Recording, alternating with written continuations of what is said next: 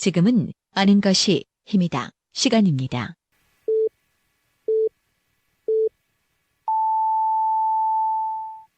Welcome to the best podcast. Knowledge is power.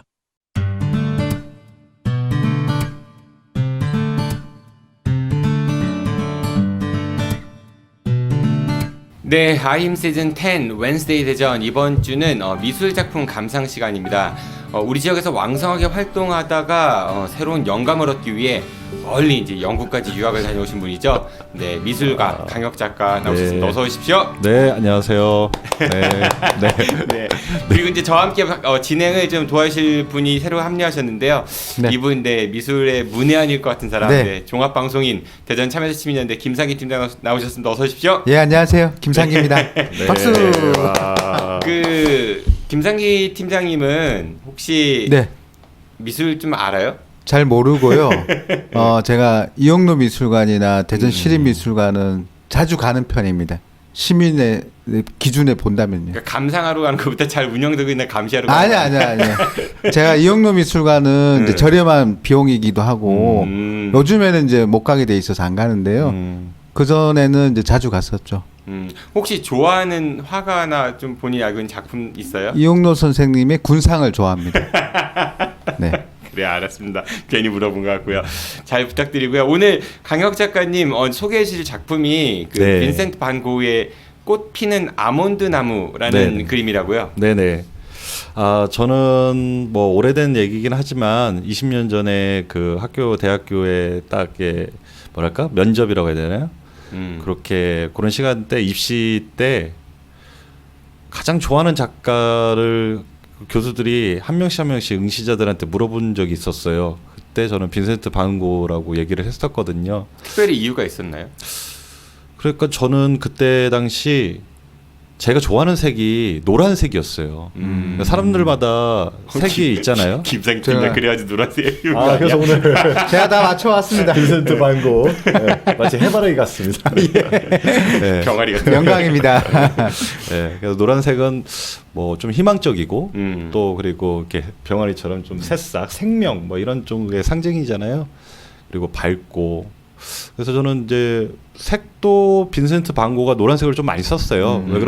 왜 그러냐면은 빛을 좀 표현하는 부분에서 우리가 보통 빈센트 반 고흐를 뭐 후기 인상파, 후기 인상주의 뭐 이렇게 많이 인상주의로 작가로 많이 알고 있는데요.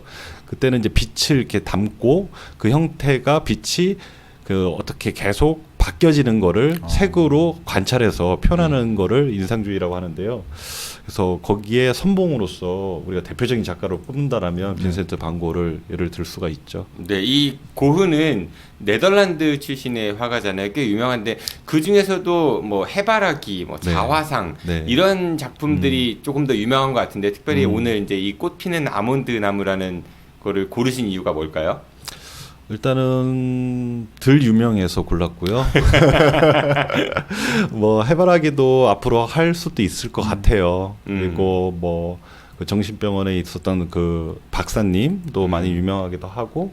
근데 이 꽃 피는 아몬드 나무의 그림을 보면은 제가 이제 그림을 그리는 작가로서 또 나무 그림을 또 제가 그림을 그려요. 그러니까 나무가 주는 자연적인 어떤 형태, 선 이런 것들이 참 예뻐요. 그리고 이 빈센트 반 고흐의 아몬드 나무에는 그 나무의 어떤 형태도 있지만 그 사이사이에 비춰지는 그 에메랄드 빛 같은 어떤 하늘의 그 공간감이 저한테는 참 인상 깊어서 오늘 이 그림을 선택하게 됐습니다. 이 고흐가 사실은 제가 좀 찾아보니까 네. 좀 우울할 때, 평소에 우울할 때, 막 인생에서 절망감을 느낄 때 그럴 때마다 조금 더 아름다움을 생각하면서 작품 활동을 해서 그런 작품들을 완성했다 뭐 이런 얘기들을 하는 것 같은데 맞아요.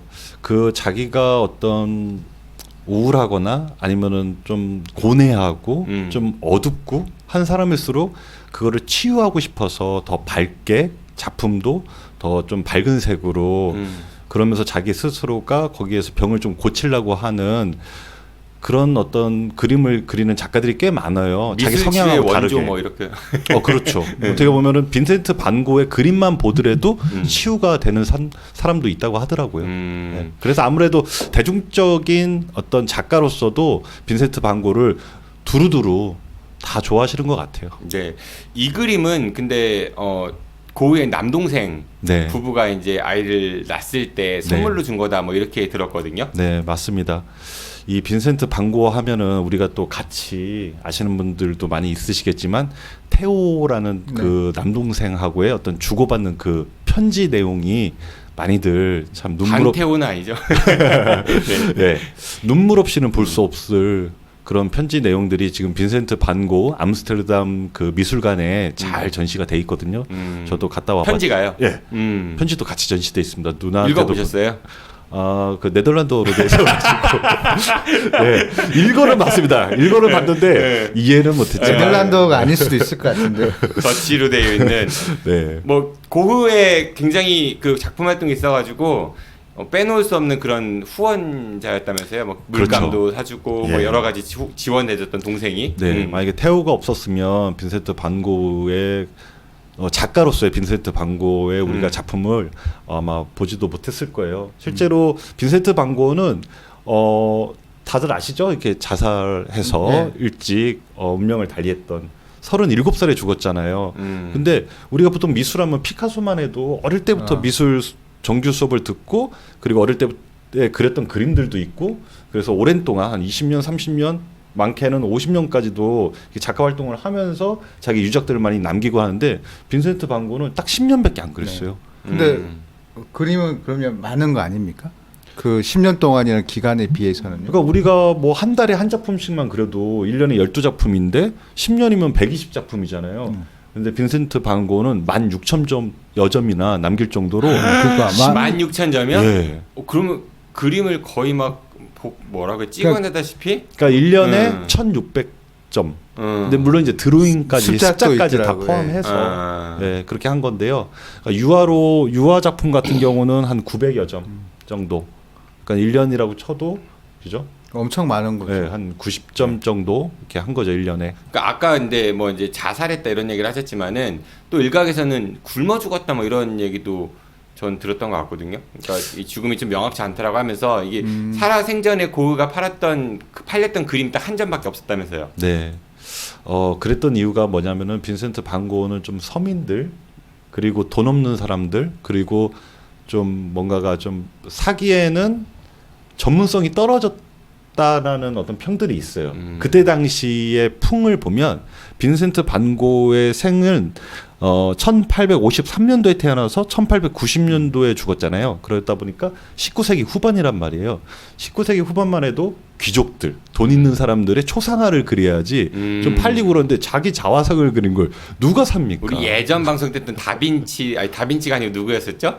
그 모나리자 그렸던 레오나르도 다빈치 맞죠? 예, 네. 그 다빈치하고 미켈란젤로 네, 그렇죠. 얘기할 때 그런 그렇죠. 식으로 해야 돈을 좀 벌었다. 네. 있는 사람들을 그려주거나 그 사람들한테 의탁받아서 자기가 뭔가 돈을 받고 해줘야지. 거기에 네덜란드에 그렇게 해서 돈벌이를 한 화가가 유명한 화가가 빈센트 반 고 말고 또 한 명 있잖아요.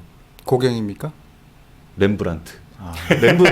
렘브란트도 얻어걸릴까 봐. 네, 하나 그려야 했는데. 네덜란드에 가면은 네. 딱 두 명을 되게 네덜란드 사람들이 국민들이 존경하는 사람들 꼽자면 딱 두 명 얘기해요. 한 명은 고흐고, 고흐고 한 명은 히딩크. 죄송합니다. 네, 렘브란트. 렘브란트 아시죠? 둘 다 빛에 대해서 이렇게 연구하고 후배들한테도 많이 그 남겨놓은 그런 참 큰 어떤 역사를 만들어 놓은 작가기도 하고 화가시죠. 유명하신 분들이죠. 근데 렘브란트는 사업적으로 사업 수단이 좋았어요. 이게 세요. 비즈니스 감각이 있었어요. 근데 빈센트 반 고는 그냥 어떻게 보면 목사님의 아들로서 집안 자체가 좀 선교하고 막 이런 집안에 태어나가지고 그렇게 넉넉지가 않았단 말이에요. 그리고 그때 당시에는 물감도 되게 비쌌고 그리고 아무나 또 못 그렸고 그래서 뒤늦게 한 30 정도의 20대 후반쯤에 미술을 시작해서 열심히 또 늦게 시작하면 뭐든지 더 따라가 보려고 열심히 하잖아요. 지금처럼 뭐 아카데미를 다닌 게 아니라 실제적으로 활동하는 작가들한테 붙어가지고 좀 기술도 배우고 물감 재료도 현장 배우고 체험형, 학습형. 응. 그렇죠. 그러다 보니까 더 문화생 같은 거. 습작들이 더 많아졌죠. 본 작품보다는. 빈센트 반 고흐의 꽃이 피는 아몬드 나무 혹시 보신 적 있으세요?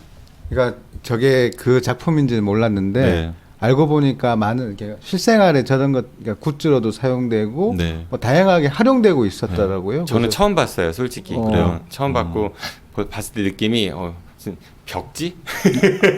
맞아. 솔직히 믿어져갖고 비싼 벽지. 네. 그러니까 벽지로도 많이 나왔었어요. 저거를 좀 그럴 수도 패러디한 있겠네. 거겠죠, 어떻게 보면. 네. 그러니까 휴대폰 케이스라든지 맞아요, 뭐 케이스. 키링이라든지 이런 것들에 많이 있었더라고요. 네. 딱 봐도 어때요? 좀 편안해 보이고 편안해 보이지 않아요? 색감 자체가? 그러니까 제가 이제 느끼는 거는 네. 고흐의 작품 같이 느껴지진 않아요. 그렇죠. 예. 우리가 왜- 알고 있는 고흐의 왜 작품하고 그러실까요? 이게 정직해요. 그러니까 정직하다는 게. 강렬하지 않다. 예. 응. 그러니까 순수해 보이는 느낌의 그림이거든요. 그렇죠. 그 동안에 그 빈센트 반 고흐 하면 생각나는 것들은 뭔가 그 분놀림이나 이런 게 거칠고 막 과격하고 두텁고 마테리얼가 이렇게 가지고 막 움직이는 것 같고 네. 살아생긴. 근데 이거는 약간 좀 정지된 그런 너무 솔직한 그런 이미지를 그렸던 것 같죠. 그죠? 네. 근데 보면 그만큼 빈센트 반 고흐가 저 아몬드 나무, 벚꽃나무처럼 비슷한 저 아몬드 나무를 엄청나게 꼼꼼히 관찰하면서 있는 그대로 그리려고 노력했다는 흔적이 보일 정도로 상당히 디테일해요. 그렇죠. 나무를 보면 알겠네요. 꽃도 네. 그렇지만. 네. 예. 제가 그 이유를 추측하건데 저게 빈센트 반 고흐가 1890년도에 7월달에 죽었거든요. 오늘 6월달이잖아요 지금. 네. 되게 한여름에 죽었단 말이에요. 저기 1890년대 마지막 빈센트 반 고흐의 마지막 봄에 작품이에요. 그렸던. 네. 네. 아, 이 아몬드 나무의 꽃은 언제 피죠? 겨울 가기죠. 그렇죠. 어떻게 보면은 이른 봄, 이른 봄에 겨울에 정도에 피는 꽃이에요. 매년 2월 16일에 캘리포니아에서 그 아몬드 데이 해갖고 아몬드 꽃 피는 거를 네. 기념하고 이런다고 하더라고요. 네. 그러니까 2월이니까 거의- 봄이 시작되기 바로 직전. 거의 7월달에 죽었으니까 죽기 전 한 5개월 전에 그랬던 그림이에요. 그러니까 그때 당시 자기가 죽음을 어느 정도로 예측을 하고 그리지 않았을까. 아, 그러면 꽃하면 뭐예요? 우리가 생명, 뭐 좀 봄이라는 겨울의 어떤 잠잠한 것들이 다시 새롭게 태어나는 새로움이 희망, 있군요. 뭐 예. 이런 거를 좀 생각하잖아요. 근데 빈센트 반 고흐는 좀 뭔가 해바라기도 꽃도 그리고 여러 가지 꽃들 그렸는데 그 해바라기 꽃하고 또 다르게 네. 이 아몬드 꽃나무는 제가 볼 때는 좀 더 이렇게 좀 그래서 더 얘기를 들어보면 좀 슬퍼 보이기도 하고 그래요. 저는 이게 이제 조카가 태어나서 선물로 준 거잖아요. 네네. 그래서 조카에 대한 마음이 좀 담겨 있지 않았나라는 생각도 합니다. 이 설명 들으니까 조카는 새로운 생명이 태어났고, 그러니까 동생 부부에 있어서 본인은 생을 마감하고 그 연결 고리로 그러니까 그럴 수도 우리 있을 조카 것 방에 같네요. 걸어둘 그림을 하나 선물할게라고 하고 줬다고 제가 들었어요. 아, 그럴 수도 있겠다라는 소름이 네. 쫙 돋네 순간. 저도 그림이 그렇게 이제까지 손가락 안에 꼽힐 정도로 팔았는데요. 빈센트 반 고흐가 예, 아까 PD님이 얘기했듯이 빈센트 반 고흐는 딱 한 점 팔았거든. 그 16,000여 점 중에서 딱 한 점을 팔았어요. 그것도 아마 헐값에 팔렸을 네. 거예요. 근데 그렇게 팔리는 거를 떠나서 선물이라는 거는 저는 더 팔리는 것보다 더 많이 줬던 것 같아요. 저도 선물을 주고 싶더라고. 그 사람한테 딱 저는 안 맞는 줘요. 그림들을. 의미 부여를 저는 왜 하는 안 줘요? 거네요. 안 주셨나요? 안 드렸나요? 안 줬어요. 네, 이렇게 또 앞으로 만날 인연이 더 네. 많으시잖아요. 근데 그 사람한테 딱 어울리는 그림을 좀 의미를 부여해서. 주고 싶은 마음이 있는데 아까 피디님 말씀하신 것처럼 태호한테 물감 살 돈, 여러 가지 캔버스 살 돈, 도움을 지원을 너무 많이 받아가지고 돈으로 주기는 뭐하고 또 조카가 생겼으니까 조카의 초상화를 그려주기보다는 조카의 어떤 새 생명에 대한 메시지로 담고 싶어서 네. 그렇게 아몬드 나무를 선택하지 않았을까? 조금 더 소름 돋는 얘기는 조카 이름이 뭔지 아시죠? 예. 네. 빈센트입니다. 똑같죠. 네. 맞아요. 지금까지 우리가 했던 얘기에 조금 더 이렇게 끼워 맞춰보자면 조금 더 신빙성이 부여되지 않는가. 그러니까 과거의 빈센트가 새로운 그렇죠. 빈센트를 축하해주면서 죽기 전에 이 그림을 그렸다. 태우가 그러니까 동생이 졌겠죠. 형한테 형 이름하고 똑같이 내 아들을 빈센트라고 졌어 이렇게 편지를 썼다고 하더라고요. 예, 얼마나 형에 대한 존경심? 아마 태호는 그 누구도 형의 그림을 인정하진 않았지만 그냥 단순하게 형이기 때문에 물감비 주고 그랬던 건 아니었을 거예요. 너무나가 자기가 볼 때는 그 형의 재능이라든지 천재적인 재능 그리고 그 그림을 보고 너무 좋아서 너무 뭐랄까 형이 갖고 있는 어떤 번뇌 이런 거보다는 표현되는 그 그림 자체는 정말 살아 움직이는 것처럼 자기한테 힘을 줬단 말이에요. 그래서 자기 스스로도 너무 힘들었지만 형의 그림을 보면서 정말 그걸로 기운도 내고 그 자기의 생활적인 부분들도 뭔가 이겨낼 수 있었던 그런 형의 그림으로 아니면 그냥 작가로서 형을 그냥 작가로서 예술가로서 인정했던 것 같아요. 그 후원자인 거잖아요. 갑자기 궁금하게 생겼는데요, 작가님. 네. 고흐는 이제 생전에는 그러니까 죽기 전에는 그림을 한 장밖에 못 팔았다고 했는데 죽은 이후에 사후에 굉장히 많이 그 작가 네임밸류 올라가고 그림도 고가가 되고 그랬잖아요. 네네. 그 고흐 그림 판권은 누가 가지고 갔나요? 보통은 가족이 상속받거나 이러는데 그렇죠. 동생 태우가 상속 네. 혹시 받았나요? 예. 태호는 건 부자 됐겠네요. 태호가 받고 갑자기 스릴러가 또 될 것 같아가지고. 부자 됐죠. 갖고 있는 것만 해도 부자죠. 그러니까 이게 6개월 후에 유명을 달리하잖아요. 근데 이제 태호도 그렇죠. 6개월 후에 죽었고 그래서 그 지금 빈센트라는 그 아들, 그러니까 조카가 그 이제 상속권을 받고 그걸 가지고 네덜란드에 기증을 했어요. 뮤지엄을 만들었어요. 상속권을 재산권을 포기한 거예요. 그러면 그러니까 재단처럼 뭔가 이렇게 그 집안의 재단을 만들어서 뮤지엄을 만들어 가지고 거기에 이제 소장해서 사람들이 이제 모르죠. 이제 입장료로 그렇죠. 이렇게 해서 그 재단을 기부 운영하면서 하는 거겠죠. 네. 제가 알기로는 이응로 미술관도 아마 그런 식으로 이응로 미술관도 아마 그 A씨 욕할 뻔했어. 강혁 작가인지 욕할 뻔. 어떻게 보면 작가는 그런 어떤 마감도 참 괜찮은 것 같아요. 각각의 개인들한테 조금씩 팔아가지고 자기가 살아생전에 이렇게 생활을 하는 것도 좋지만 그냥 저처럼 이렇게 손가락 안에 팔린 사람들은 그냥 이양 안 팔리는 거 잘 갖고 있다가 나중에 이렇게 사후에 제 조카한테 이렇게 선물로 줘가지고 그 다음 세대들이 잘 모아놔서 가족들이 운영하는 그 강혁재단 뭐 이렇게 만들어서 뮤지엄을 만들어 놓고 이게 지금 생각난 건데요. 네. 그러니까 우리가 김홍도나 신윤복이나 이렇게 우리가 이제 익히 아는 화가들의 그림도 이게 다 간송 전영필 선생께서 일본 가서 사오시거나 그렇죠. 이런 것들이거든요. 그러니까 소유물이 이제 계속 바뀌는 거죠. 소유자가 바뀌었던 그렇죠. 거죠. 그러니까 그런 것들도 하나의 방법으로 기증할 수 있거나 또는 가지고 있는 사람의 확실한 뭐 보증 뭐 이런 것들도 있으면 좋겠다는 생각이 듭니다. 네, 이번 주에는 웬스데이 대전 그 미술의 전당에서 강혁 작가와 함께 빈센트 반 고흐의 꽃피는 아몬드에 대해서 좀 이야기 나눠봤습니다. 첫 시간이었는데 김상기 팀장님은 어떠셨어요? 전 좋았습니다. 그리고 그 조카한테 준 그림이잖아요. 저도 조카가 있거든요. 그래서 뭐 그림을 준다는 건 아니지만 연대 보증 이런 거 시키면 안 돼요. 그런 거 없어요. 그런 빚을 물려주고 이러면 안 돼. 그런 제 유작을 그러니까 유형이든 무형이든 줄 수 있으면 좋겠다라는 생각을 했습니다. 청구서 이런 거.